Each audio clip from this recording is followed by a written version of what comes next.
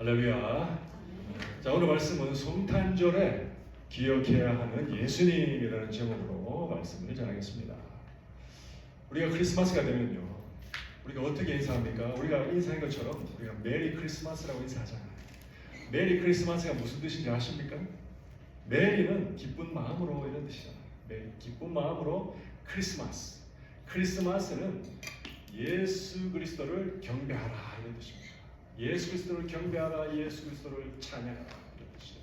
기쁜 마음으로 예수님을 찬양하고 경배하라. 그런데 여러분, 우리가 왜 기쁜 마음으로 이 성탄절에 예수님을 찬양하고 경배해야 될까요? 여러분, 그 예수님 탄생의 진정한 의미를 알고 예수님을 찬양하고 경배하십니까? 여러분, 저는 제 어린 시절을 돌아보면요, 저는 모태신앙으로 자랐는데 저는 크리스마스가 아기 예수 탄생일인지를 알고 있었어요. 배웠으니까. 그런데 그 크리스마스 아기 예수 탄생이 우리에게 어떤 의미를 주시는지는 정확히 모르고 자랐어요. 그런데 크리스마스는 마냥 기뻤습니다. 왜 기뻤을까요? 그렇죠. 산타 할아버지가 선물을 가지고 오시기 때문에 기뻤던 거예요. 다른 의미는 몰랐습니다. 여러분, 그렇게 많은 사람들이 크리스마스의 진정한 의미, 왜 우리가 예수님을 찬양하고 예수님을 경배해야 되는지 모르고 기뻐하는 분들이 너무 많습니다. 여러분, 크리스마스 하면요, 사람들에게 물어보면 제일 먼저 떠오르는 단어가 뭐냐? 예수님입니다라고 하는 사람보다는 어떤 사람은 크리스마스는 세계적인 축제죠. 또 어떤 사람은요, 산타크로스와 선물이 생각납니다. 이게 제일 먼저 생각나는 사람들도 있어요. 또 어떤 사람은 크리스마스 캐롤이 생각난다. 근데 여러분, 이건 다 비본질적인 것이고, 크리스마스의 본질은 예수님이 우리에게 무엇 때문에 무엇을 해주셨기 때문에 우리가 기뻐하고 진정으로 가슴 벅찬 감동과 기쁨으로 찬양해야 되는지 그걸 알아야 되는 것입니다. 할렐루야. 그래서 사랑하는 성도님들, 저와 여러분은 오늘 이 말씀을 통하여서 우리가 성탄절을 맞이해서 이제 곧 맞이하고 성탄주의를 맞이해서 우리가 예수님을 진심으로 왜 어떻게 찬양해야 되는지 우리가 살펴보면서 저와 여러분이 이번에 맞이하는 올해 맞이하는 성탄절을 정말 가슴 벅차게 진정으로 예수님을 찬양할 수 있는 그러한 성탄절 될 수 있기를 간절히 축원합니다. 성탄절에 우리가 반드시 기억해야 되는 예수님은 어떤 분이시냐면, 첫 번째로 예수님은 자기 백성을 위해 성령으로 잉태되신 분이시기 때문에 우리가 정말 마음에서부터 우러나오는 찬양을 올려드려야 되는 것입니다. 자, 오늘 본문 1장 18절에 보시면요, 우리 다 같이 한번 하나님 말씀 받겠습니다. 시작. 예수 그리스도의 나심은 이러하니라. 그의 어머니 마리아가 요셉과 약혼하고 동거하기 전에 성령으로 잉태된 것이 나타났더니. 아멘. 예수님의 출생은요, 바로 이 말씀입니다. 마리아와 요셉이 약혼했지 결혼 안 했어요. 유대의 결혼 전통을 보면 결혼하기 전에 1년 전에 약혼하고 1년 후에 결혼하고 그 다음부터 같이 사는 거예요. 그래서 약혼한 상태에서는 부부가 같이 살지 않습니다. 그래서 부부가 서로 육체적으로 연합할 수가 없어요. 그런 상황에서 예수님이 마리아의 뱃속에서 잉태되셨다, 그런 말씀입니다. 우리 사랑하는 성도님들, 예수님이 마리아의 뱃속에서 요셉에 의하지 않고 성령으로 잉태되셨다는 사실이 여러분 믿어지십니까? 아멘. 한 분이십니까? 여러분, 이 성령으로 잉태되신 이 사실이 믿어져야 그 다음 뭐가 진행이 되냐면 그 다음에 십자가에서 우리를 죽으신 대속의 사건이 믿어지는 거예요. 이게 다 연결이 되어 있습니다. 여러분, 예수님께서 성령으로 잉태되셨다, 이 말씀은 무슨 뜻일까요? 성령에 의해서, 성령으로 말미암아 마리아의 뱃속에 자그마한 태아세포가 되셨다, 그 말씀이에요. 여러분, 여자의 뱃속에, 아내의 뱃속에 태가 임신하면 처음에는요, 작은 아주 작은 세포로 시작이 되잖아요. 예수님이 그렇게 되셨다는 거예요. 근데 성령으로 잉태되셨다는 것은 무슨 의미냐면, 성령께서 개입하시고 역사하셔서, 마리아는 원죄에 속해 있는 사람이잖아요. 죄된 본성을 갖고 있는 사람이잖아요, 마리아가. 그런데 마리아의 죄된 본성이 예수님께 전이되지 않도록 성령께서 막으시고, 성령님께서 10달 동안 그 태아세포가 어린 아기가 될 때까지, 출생할 때까지 성령께서 마리아의 죄된 본성이 들어오지 않고 마리아의 인성만 들어오도록 그렇게 막으셨다는 겁니다. 그래서 예수님은요, 원죄에 속하지 아니하신 분이세요. 예수님은 그래서 성령께서 막으셨기 때문에 죄된 본성을 가지 아니하시고 태아세포로부터 10달 동안 성장하셨던 거예요. 그래서 예수님은 죄가 없는 분, 태아 때부터, 뱃속에서부터 무죄하신 분, 거룩하신 본성을 지닌, 성결한 본성을 지니신 분이셨답니다. 그래서 예수님이 성결하고 거룩한 본성을 지니셨기 때문에 예수님은 우리를 위해서 우리의 죄의 짐을 질 수 있는 십자가에서 속죄 제물의 자격을 갖추신 분이 되신 것입니다. 할렐루야. 네. 여러분, 그래서요, 이걸 보면요, 예수님이 마리아의 태안에 그 예수님이 태아로 들어오셨다는 그 사실은요, 여러분 한번 생각해 보세요. 예수님은 우주 만물을 창조하신 분이세요.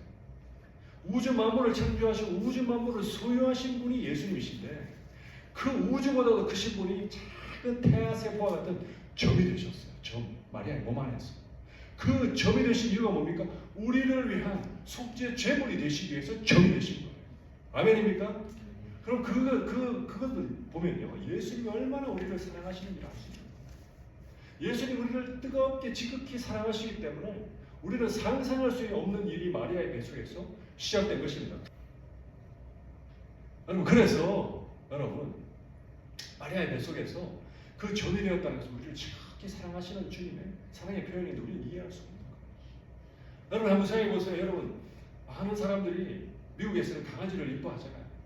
강아지를 이뻐하니까 어떻게 돼요? 강아지를 막 정말 내 자식처럼 생각하는 분들이 많아요. 남자들은 보통 집에서 기르는 강아지를 자식처럼 생각하잖아요. 그냥 우리는 강아지는 강아지예요. 근데 여자분들은 강아지를 보면 강아지가 자기 자식처럼 느껴지잖아요. 그래서 내 자식이라고 생각하고 그렇게 이뻐하잖아요. 근데 여러분, 그 이쁜 강아지를 위해서, 그 강아지 죄를 구원하기 위해서, 죄로부터 구원하기 위해서 강아지 뱃속에 강아지 태아로 여러분 들어갈 수 있습니까? 만약에 들어갈 수 있다면 그건 도도 상상할 수 없는 일이에요. 어떤 사람은 뱀을 사랑하고 어떤 사람은 햄스터를 사랑하는데 그 햄스터의 뱃속에 햄스터를 구원하겠다고 들어갈 수 있습니까? 이건 상상할 수 없는 일이 벌어진 겁니다. 왜? 예수님께서 우리를 뜨겁게 사랑하십니다. 예수님 우리를 너무너무 사랑하시기 때문에 그 한 점이 되셔도 우리를 사랑하시고 우리를 구원하시기 위해서, 속죄 제물이 되기 위해서 오셨던 것입니다. 할렐루야. 그런데 여러분, 이 동정녀의 마리아의 몸에 예수님이 잉태되셨다는 사실을 안 믿는 그리스도인들이 많아요. 몇 년 전에 크리스천 투데이에서 설문조사를 해보니까 감리교 성도들은 40%만 이 동정녀 탄생을 믿어요. 장로교 성도들은 50% 믿고, 그 다음에 침례교 성도들은 60% 믿었어요. 그러니까 교회 안에서도 이 동정녀 탄생이 믿어지지 않는 분들이 많다는 거예요. 동정녀 탄생이 믿어지지 않으면 십자가도 믿어지지 않는 겁니다. 예전에 하용조 목사님이 연예인들을 모아놓고 성경 공부를 가르칠 때가 있었어요. 그래서 성경을 가르치다가 이제 동정녀 탄생에 대해서 막 가르치는데, 한 젊은 청년이, 아니 목사님, 나는 그게 절대 이해가 안 됩니다. 목사님, 어떻게 처녀가 아이를 낳을 수가 있어요? 그러니까 한 목사님이 가르치려고 이렇게도 말씀하시고 저렇게도 가르치려고 하시는데 그래도 안 믿어진다니까. 그 옆에 계시던 구봉서 장로님이, 아니 지 서방도 믿겠다는데 네가 뭔데 안 믿어? 그랬다는 거예요. 서방님 요셉도 믿겠다는데 너는 뭔데 안 믿는다는 거예요. 여러분, 이 동정녀 탄생 교리가 여러분 믿어지는 것은 하나님의 은혜인 줄 믿으시기 바랍니다. 아무나 안 믿어져요. 성령께서 우리 안에 내주하시고 역사하셔서 우리의 영의 눈을 열어주시고 마음의 문을 열어주셔야 이 동정녀로부터 탄생하셨다는 이 진리가 믿어질 수 있는 줄로 믿으시기 바랍니다. 아멘입니까? 여러분, 이 동정녀의 몸에서 탄생하신 이 예수님을 통하여서 우리가 성탄절에 느껴야 되는 건 뭐냐면 예수님의 사랑을 깊이 우리의 마음속에서 느껴야 돼요. 얼마나 우리를 사랑하시면 우주를 소유하신 분이 점이 되셨는가, 인간이 되셨는가, 먼지가 보다 못한 우리 그런 존재가 되셨는가, 이걸 우리가 기억하시면서 그 은혜에 정말 감사함으로 성탄절에 주님을 찬양하는 그런 저와 여러분 될 수 있기를 간절히 축원합니다. 두 번째로 성탄절에 우리가 반드시 기억해야 되는 예수님은 어떤 예수님이냐면 두 번째는 자기 백성을 죄에서 구원하신 분이시라는 사실을 반드시 믿고 예수님을 찬양해야 되는 것입니다. 오늘 보면 21절 우리 다 같이 한번 하나님 말씀 받겠습니다. 시작. 아들을 낳으리니 이름을 예수라 하라. 이는 그가 자기 백성을 그들의 죄에서 구원할 자이심이라 하니라. 아멘. 천사를 통하여서 아들을 낳으리니 그의 이름을 뭐라 하라? 예수라. 고대 시대의 유대 민족들의 전통에는요, 아버지가 아들의 이름을 짓게 되어 있어요. 근데 예수님의 이름은 누가 지었습니까? 요셉이 지은 게 아니에요. 요셉이 지으면 요셉이 예수님의 아버지가 되는데 하나님께서 요셉이 짓지 못하게 하시고 하나님이 천사를 보내서 아들의 이름을 예수라 하라고 지어주신 거예요. 다시 말해서 예수님의 아버지는 하나님이시라는 것입니다. 아멘입니까? 그래서 예수라고 이름을 짓는데 하나님의 뜻이 거기에 다 담겨져 있는 거예요. 예수라는 이름은요, 히브리어로는 예슈아, 그 다음에 헬라어로는 예수스. 이 예수라는 이름의 뜻은 뭐냐면 여호와는 구원이시다 이런 뜻입니다. 다시 말해서 여호와 하나님께서 자기 백성을 구원하시는 분이시다. 그 뜻이 예수라는 이름에 담겨져 있는 거예요. 그래서 여러분, 여호와는 구원이시기 때문에 여호와 하나님은 누구실까요? 우리가 성경에서 구약에 보면 여호와 하나님 많이 나오잖아요. 그러면 말씀으로 이 땅 가운데서 구약에서도 중보 사역을 감당하시는 분이 예수님이시구나. 그래서 여호와 하나님께서 말씀하여 이르시되 그러면 예수님이 말씀하셨구나. 이렇게 해석하시면 거의 100% 말씀 맞는 해석이 돼요. 예수님은 구약에서 여호와 하나님으로 중보 사역을 감당하셨던 분이세요. 신약에서는 성육신 하셔서 중보 사역을 감당하신 분이죠. 아멘입니까? 그래서 예수님이 바로 우리를 구원하실 분이시다 라는 것을 말씀하시는데 무엇에서부터 구원하시는 분이시다? 죄에서부터 우리를 구원할 줄 아시죠? 그죠? 여러분, 죄라는 것이 뭡니까? 죄를 한마디로 정의하면 뭡니까? 정의할 수 있습니까? 죄는 무엇입니까? 죄는 하나님의 말씀에 불순종하는 것이 죄다. 한번 따라하겠습니다. 하나님 말씀에 불순종하는 것. 하나님 말씀에 불순종하면 다 죄입니다. 인류 최초의 범죄자가 누굽니까? 아담이죠. 아담이 태초에 하나님께서 창조하시고 뭘 먹지 말라고 하셨어요? 그렇죠. 선악과의 나무의 열매를 먹지 마라. 다 다른 열매는 다 먹어도 그 나무의 열매를 먹지 마라. 그런데 아담이 선악과의 열매를 먹어버렸어요. 불순종했습니다. 이게 무슨 죄입니까? 이게 바로 원죄인 거예요. 원죄. 이게 바로 original sin. 아담은요, 모든 아담으로부터 시작된 모든 인류, 우리를 다 포함해서 모든 인류의 아담은 대표였습니다. 하나님께서 아담을 대표자로 세우셨어요. 그래서 모든 인류는 아담과 영적으로 연합되어 있었어요. 그래서 아담이 선악과를 먹는 그 죄를 지음으로 말미암아 오리지널 신 원죄를 지음으로 말미암아 우리 모두가 다 원죄를 지은 자가 되어버렸습니다. 내가 실제로 먹지는 않았지만 우리의 대표가 먹었기 때문에 우리가 다 먹게 되어버린 거예요. 이게 하나님의 이치입니다. 그래서 여러분, 이 원죄로 말미암아서 아담이 어떻게 되었어요? 아담이 이제 정령 죽게 되었잖아요. 아담이 죽으니까 우리 모두가 다 그 죄의 삭스로 다 죽게 되어버린 거예요. 아멘입니까? 그래서 이 원죄를 해결할 사람이 누가 있어요? 아무도 없습니다. 자기의 원죄를 해결할 수 있는 사람이 없어요. 원죄를 지으니까 오리지널 신이 있으니까 그 다음 어떻게 돼요? 타락하고 부패한 본성을 가지게 된 거예요. 인간이 죄를 지은 이후부터. 그래서 타락하고 부패한 본성에서부터 나오는 그 죄가 뭡니까? 자기 스스로 하나님을 떠나서 내 마음대로 하나님 말씀대로 하나님 뜻대로 생각하지 아니하고 내 뜻대로 생각하고 하나님 뜻을 거역하고 내 마음대로 말하고 하나님 뜻을 거역하고 내 마음대로 행동하니까 이게 바로 무슨 죄입니까? 이게 자범죄가 되는 거예요. 스스로 짓는 죄. 그 자범죄, actual sin의 뿌리가 뭡니까? 원죄인 거예요. 원죄가 뿌리가 되어서 나무로 치면 원죄가 뿌리가 되어서 뿌리가 썩었으니까 우리의 삶 속에서 하나님을 불순종하는 모습으로 나타나는 자범죄가 열매로 나타나게 되는 겁니다. 아멘입니까? 저도 제 인생을 돌아보면 저도 너무 많은 죄를 지었어요. 우리 사랑하는 아들들이 있는데도 내가 참 부끄럽지만은 저도 어릴 때부터 많은 죄를 지었습니다.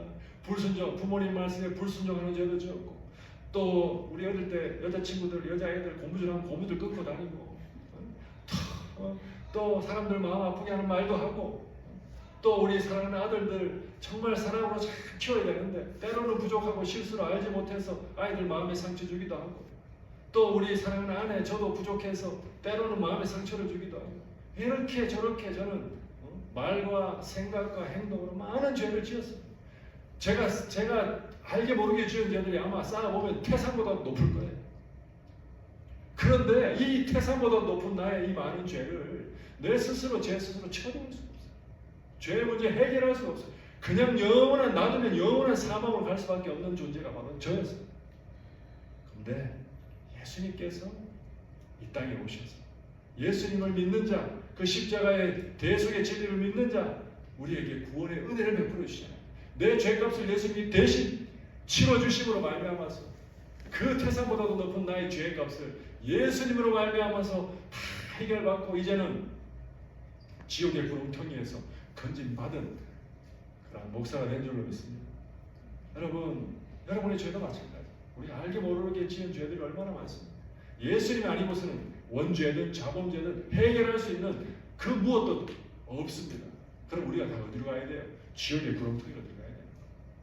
오직 예수님의 크신 대속의 은혜를 베푸시기 위해서 성탄하셨다는 사실을 믿으시고, 그 성탄절에 그 은혜를 감사하면서, 그 사랑에 감사하면서 정말 진정으로 기쁨으로 주님을 찬양할 수 있기를 간절히 축원합니다. 여러분, 다른 종교에 구원이 있습니까? 없습니까? 다른 종교에는 구원이 없어요. 그렇죠? 여러분, 교회 생활하면서 아무리 힘들고 고통스럽고 사람 때문에 상처를 받아도 주님을 떠나면 안 되는 겁니다. 주님을 떠나면요, 다른 종교에는 구원받을 길이 전혀 없습니다. 왜냐하면 이 예수교, 예수님 외에는 다른 종교는 전부 다 무슨 구원입니까? 행위 구원인 거예요. 행위 구원. 행위로 말미암아서 구원받을 수 있는 종교는 구원받을 수 있는 사람 아무도 없습니다. 이 다른 종교에 대해서 아주 비유적으로 이런 이야기가 있는데요. 어떤 사람이 길을 가다가 웅덩이에 빠졌어요. 깊은 구렁텅이에 빠졌어요. 자기 스스로 자기 힘으로 나올 수 없는 구덩이에 빠졌습니다. 그래서 막 살려주세요 막 소리를 지르니까 석가모니가 지나가다가 그 사람을 발견했어요. 그리고는 그 사람에게 소리쳤습니다. 아니, 자네는 도대체 전생에 무슨 죄를 지었길래, 얼마나 악한 죄를 지었길래 거기에 빠져 있는가? 다 네 업보다 업보. 그러면서 가버렸어요. 석가모니 못 구해줍니다. 공자가 지나가면서 그걸 보고는, 아니 도대체 당신은 얼마나 큰 죄를 지었길래 바른 길로 가지 아니하고 왜 이런 나쁜 길을 가다 거기에 빠졌는가? 책망만 하고 가버렸어요. 공자도 못 구해줍니다. 여러분, 마호메시, 이슬람의 마호메시 지나가다가 그걸 보고 그 젊은이, 그 빠져있는 사람에게 두꺼운 법전 하나 탁 던져주면서 이거대로 살아보시오. 그러면 나올 수 있을 것이요. 그 법을 다 지키라는 거예요. 그걸 다 지킬 수 있는 사람도 없습니다. 예수님이 탁 지나가시면서 그 사람을 보고 뭐라고 했냐면, 알았다, 내가 내려갈 테니까 조금만 기다려라. 조금만 기다려라 하시면서 예수님이 줄을 내려서 내려가시면서 그 사람을 구해준다. 여러분, 예수님 외에는 지옥의 권세, 지옥의 구렁텅이, 지옥의 아랫목에서 우리를 구해줄 수 있는 사람, 구해주실 수 있는 분은 아무도 없다는 사실을 믿으시고, 교회에서 상처받는 날지라도 절대로 예수님을 떠나지 말기를 간절히 축원합니다. 아멘입니까? 여러분, 예수님이 우리의 죄를 대신해서 우리의 죄값을 갚아주셨다는 사실 믿을 수 있다는 거, 이게 믿어진다는 것은요, 하나님의 은혜인 거예요. 이건 아무나 믿어지지 않습니다. 아까 동정녀 탄생 교훈도 마찬가지고 이것도 안 믿어지는 거예요. 이게 믿어지고 이것이 나에게 받아진다면 그분은 바로 하나님의 최고의 선물을 받은 것입니다. 최고의 성공한 인생을 살아가는 분이신 줄로 믿으시기 바랍니다. 그렇게 해주시기 위해서 예수님이 이 땅 가운데 오신 겁니다. 그래서 예수님 우리를 얼마나 사랑하시는 십자가에서 죽으시겠습니까? 우리를 그렇게 사랑하시는 그 주님의 은혜와 사랑을 마음에 깊이 새기시고 성탄절에 정말 진심으로 주님을 경배하는 우리가 될 수 있기를 간절히 축원합니다. 마지막으로 성탄절에 우리가 반드시 기억해야 되는 예수님은 뭐냐면, 세 번째, 자기 백성과 함께 영원히 함께 하시는 분이시기 때문에 우리가 예수님을 찬양해야 돼요. 자, 오늘 본문 23절 우리 다 같이 한번 하나님 말씀 받겠습니다. 시작. 보라, 처녀가 잉태하여 아들을 낳을 것이요 그의 이름은 임마누엘이라 하리라 하셨으니 이를 번역한즉 하나님이 우리와 함께 계시다 함이라. 아멘. 여러분, 예수님은 하나님이시잖아요. 원래 하나님은요, 그 영광과 그 존귀함이 너무나도 눈부시기 때문에 그 하나님은요, 우리와 함께 하실 수 없어요. 하나님은 무한하신 하나님이시잖아요. 무한하신 능력과 권능과 권세와 무한히 존재하시는 분이시잖아요. 근데 우리는 유한한, 점과 같은, 먼지와 같은 존재잖아요. 우주에서 보면 먼지보다도 작은 존재. 그런 우리 속으로 우리와 함께 하나님이 절대 함께 하실 수 없는 거예요. 그래서 구약에서 보면요, 구약에서 모세는 하나님의 뒷모습만 잠깐 봤는데 너무 광채가 너무 빛나기 때문에 자기가 어쩔 수 없어서 얼굴을 수건으로 가릴 정도로 그 광채가 너무 찬란하시더라고요. 그리고 구약에서 보면요, 하나님을 직접 볼 수 없지만 봤다 그러면 죽게 됩니다. 왜? 그 영광이 너무나도 눈부시기 때문에 우리 육신으로 볼 수 없는 그런 분이 있어요. 그런 영광의 광채를 가지신 예수님이 우리와 원래 함께 하시는 불가능하시지만 우리를 지극히 사랑하셔서 그 예수님은 하나님으로서의 영광과 존귀와 능력을 다 내려놓으시고 우리와 똑같은 인간이 되셨던 것입니다. 우리와 함께 하시기 위해서. 그리고 우리를 너무 사랑하시기 때문에 예수님은 십자가에서 죽으시고 부활하시고 승천하신 다음에 예수님의 영을 언제 내려주셨습니까? 오순절날 성령으로 이 땅 가운데 자기 택한 백성들에게 다 보여주신 거예요. 그래서 예수님이 우리와 함께 하시겠다는 약속을 성령께서, 예수님 영신 성령께서 우리 안으로 내주하시면서 지켜주신 거예요. 왜? 우리를 사랑하시기 때문에. 구원받은 주의 백성이 다른 곳으로 실족하지 않고 사단 마귀에게 미혹에 넘어가서 뺏기지 않도록 하시기 위해서 우리를 지키시고 끝까지 하나님의 나라로 인도하시기 위해서 우리 안으로 들어오신 겁니다. 그리고는 우리 하나님과 함께 하나님의 나라를 함께 소유하고 받아 누리도록 하시기 위해서 주님이 우리를 신부 삼아주시는 거예요. 그리고 우리가 영적으로 주님과 연합되는 겁니다. 그래서 예수님이 우리와 함께 우리 안에 계시고 우리가 예수님 안에 거하게 되는 이러한 영원한 연합이 이루어지게 되는 것입니다. 할렐루야. 그래서 여러분, 예수님 우리를 절대로 떠나지 않으세요. 절대로 떠나지 아니하시고 예수님이 그 안에 내주하시는 사람의 삶은 변화되게 되어 있습니다. 어떻게 변화되냐면 첫 번째로는 로마서 8장 제가 늘 말씀드리죠. 15절의 말씀처럼 하나님을 아빠 아버지라 부르시는 거예요. 아빠 아버지가 뭐예요? 아빠 아버지는 하나님을 친근한 나의 아버지로 부르는 거예요. 구약시대는 하나님을요 나의 아버지로 부를 수가 없어요.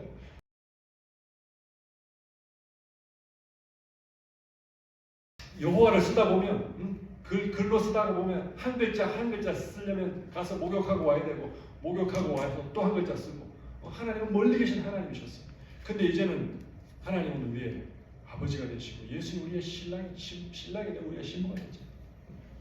그래서 우리가 하나님을 아빠 아버지라 부르게 되고 두 번째는 뭡니까? 고린도전서 12장 3절에 예수님 우리가 주라고 고백하는 거예요. 주가 뭡니까?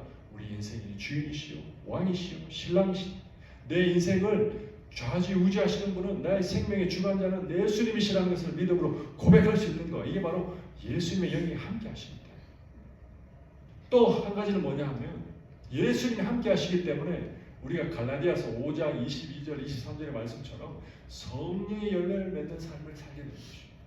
자, 우리 다 같이 한번 성령의 열매 고린도전서 갈라디아서 5장 22절 23절 하나님 말씀 받겠습니다. 시작.